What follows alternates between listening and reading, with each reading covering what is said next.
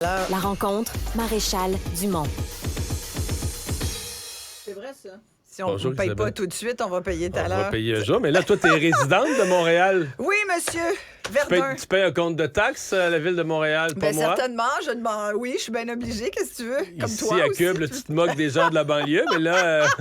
Jamais de la vie. Ah, Jamais. bon. Je ne me Non, mais moque sans de blague, personne. les Montréalais vont prendre un coup, là, 4,1 Ben- en moyenne. Dans certains arrondissements, c'est plus. Oui, il y a certains arrondissements qui auront une 5, facture 6, plus presque salée. 7 Mais tu vois, ouais, en un an. Et à Québec, je comparais à Québec, c'est 2,5. 2,5. Mais ils trouvent ça beaucoup quand même. C'est le plus haut en 15 ans à Québec, 2,5. Exactement. Et pour Montréal, au cours des derniers 5-6 ans, là, c'est 30 d'augmentation quand même que les Montréalais auront eu.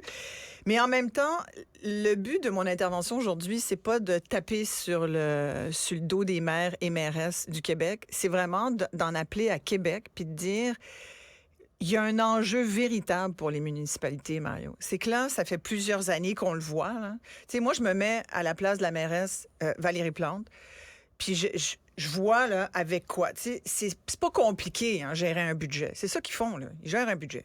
Là, tu regardes qu'est-ce qui rentre, puis tu regardes qu'est-ce qui sort. Bête de même. C'est pas compliqué. Tu dis oui à tout le monde, puis après ça, tu vas chercher l'argent dans les poches des contribuables. Non, c'est que là, tu Ah, c'est fais pas ça? la liste. Écoute, non, c'est que tu regardes Ben, qu'est-ce je qui pensais que rentre. c'était ça, Qu'est-ce moi. qui rentre? 90% ou à peu près, là, c'est des taxes, c'est des impôts fonciers.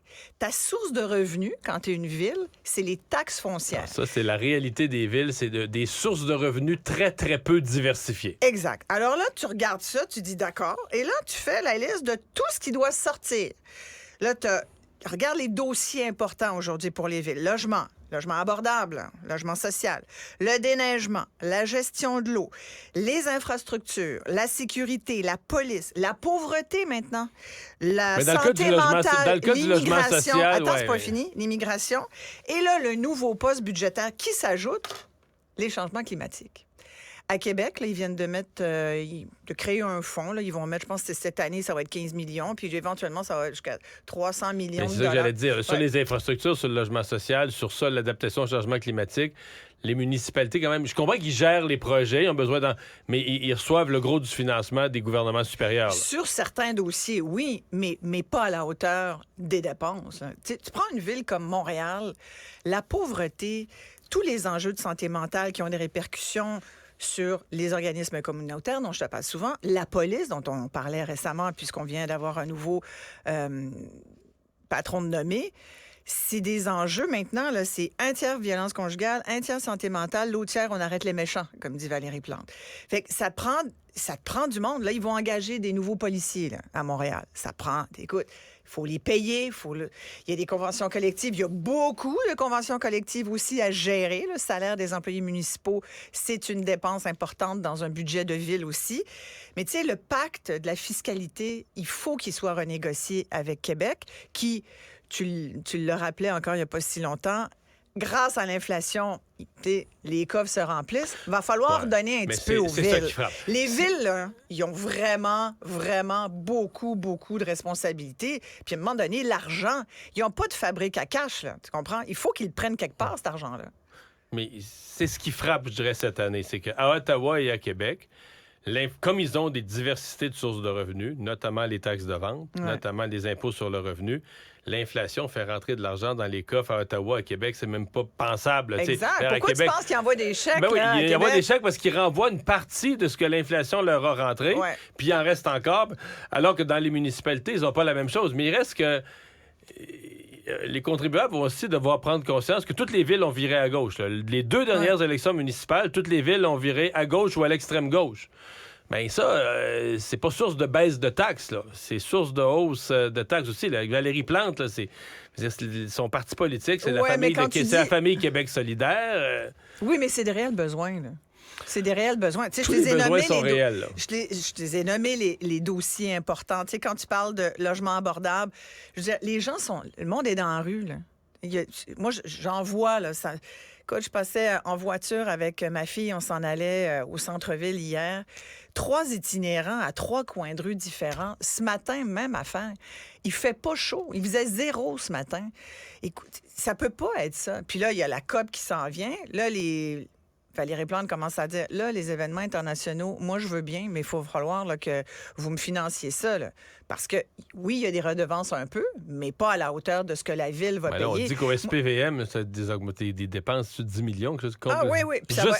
Juste pour les 2 semaines d'événements. Moi, je passe tous les jours à peu près devant le Palais des Congrès. Ça fait plus d'une semaine qu'il y a 3 patrouilleurs, 3 autopatrouilles là, qui sont là, qui sont pas ailleurs, là, qui sont pas en train d'aider d'autres gens, d'autres citoyens ailleurs ou d'arrêter les méchants quelque part. Ils sont là parce qu'ils ont mis des grillages, puis c'est pour de la prévention, pour la sécurité en vue de la COP qui doit commencer le 7 décembre. Pour pas que les Rainettes Faux-Grillons viennent manifester pour leur Il y a peut-être de ça, oui. Bon. Mais tu vois, alors ça, ça a des coûts. Tout est un coût. Et moi, je me mets à la place de Valérie Plante, là, puis je me dis, OK, mais là, je me tourne vers qui pour dire, attention, moi, je n'y arriverai plus. Après, c'est vrai qu'il y a des dossiers comme... Là, je t'ai même pas parlé de prolongement de la ligne de métro. Je t'ai même pas parlé encore de... Là, il y a des investissements en infrastructure, mais c'est surtout pour réparer. Il y a un problème d'eau à Montréal. Il y a beaucoup de conduites qui sont au plomb.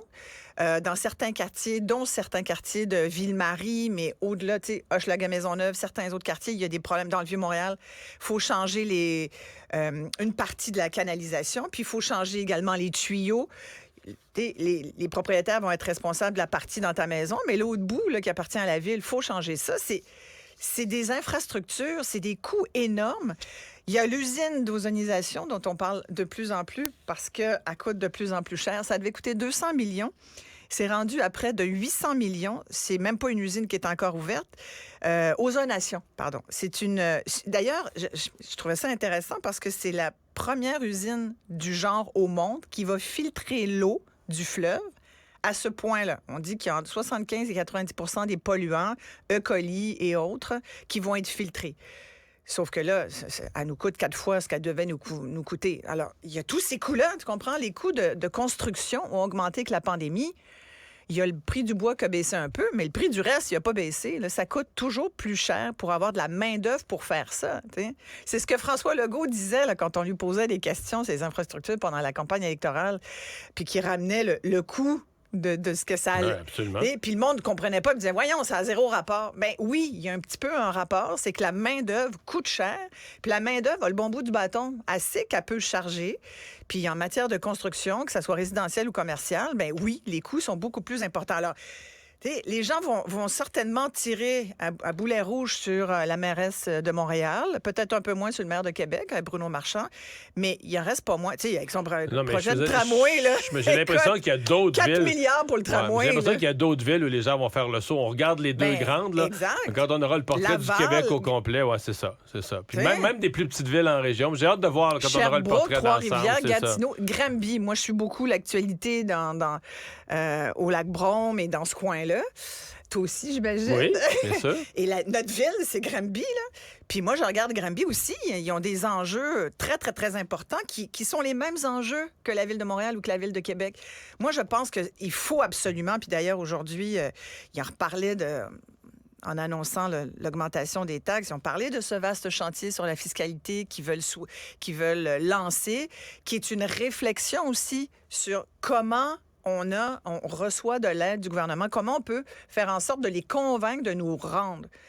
Parce que sinon, on s'en va dans le mur. Là. Il faut qu'il y ait quelqu'un à Québec qui comprenne ça. T'sais. Puis moi, je me disais même, c'est une compétence fédérale jusqu'à un certain point. T'sais, dans les dossiers que je t'ai nommés, là, santé mentale, pauvreté, là, c'est fédéral, ça, aussi. Ben oui. Quand même. En fait, le fédéral, dans la Constitution canadienne, n'a pas le droit de faire affaire directement avec les municipalités. Non, ben non. C'est interdit. Non, mais il pourrait y avoir des grands plans. Non, ouais. On peut pas patenter un grand programme. Ben, c'est peut-être l'adaptation au changement climatique. Oui, là, s'il y a une chose où le fédéral s'il y a un Renault Climat, il devrait pas avoir un Donc, t'es pas Renault... choqué contre ta mairesse, t'es choqué contre le système dans son ensemble. Oui, exactement. Non, mais tu sais, je suis la première à dire, écoute, ça, ils dépensent trop là, puis j'aurais peut-être un petit bémol sur le déneigement. Là, le déneigement à Montréal, là, ça va nous tomber dessus, la neige, parce que, oui, il neige en hiver. Et là, écoute, cette semaine, au cours des derniers jours, la semaine dernière, je pense que c'était jeudi ou vendredi, il n'y avait pas de neige. Okay? Il n'y avait pas de neige sur mon trottoir à Verdun. À 3 heures du matin, j'entends, là, je pensais qu'il y avait eu un accident, quelque chose, j'entends un espèce, je me dis, bon, ça y est. Je me lève, là, il est 3 heures du matin. Je me lève, je regarde par la fenêtre. C'est un déneigeur, toi, qui racle le trottoir. Parce que lui, son contrat dit qu'il faut qu'il passe sur mon trottoir à cette heure-là, cette journée-là. Qu'il neige ou pas, il passe. Ben tu voyons. comprends? Je te jure. Fait qu'il brise il rampe l'asphalte. Après là. ça, vient le gars qui met du sel. Là, je me suis dit, coudonc, y a-tu... Puis le lendemain, il n'y avait pas un avis de gel ou un avis de neige. Fait que je me suis... Non, mais ça, je m'étais fait expliquer que c'est systématique. Pour être sûr que c'est des contrats qui sont signés pour tant de jours dans l'hiver. Fait que qu'il neige ou pas, là, il passe. Moi, je pensais que ça avait changé un peu. Parce que ça fait quelques années qu'on m'avait donné cette explication-là. Puis on m'avait expliqué que pour être sûr d'avoir des contrats de déneigement, il faut que tu négocies. Puis c'est comme pour l'hiver au complet, pour les saisons. Souvent, c'est des contrats qui sont signés d'une année à l'autre et tout. Puis c'est pas évident d'avoir de la main-d'œuvre là non plus aujourd'hui. Fait qu'ils n'ont pas le choix. Fait que tu signes des contrats, puis ça coûte cher aux villes. Mais ils sortent. Puis là, aujourd'hui, c'est-tu quoi, la loi, la règle, c'est pas une loi, là. La règle a changé. Je connais des déneigeurs. Puis aujourd'hui, là, avant, c'était 3 cm de neige, ils sortaient. Là, aujourd'hui, c'est 1 cm de neige, ils sortent.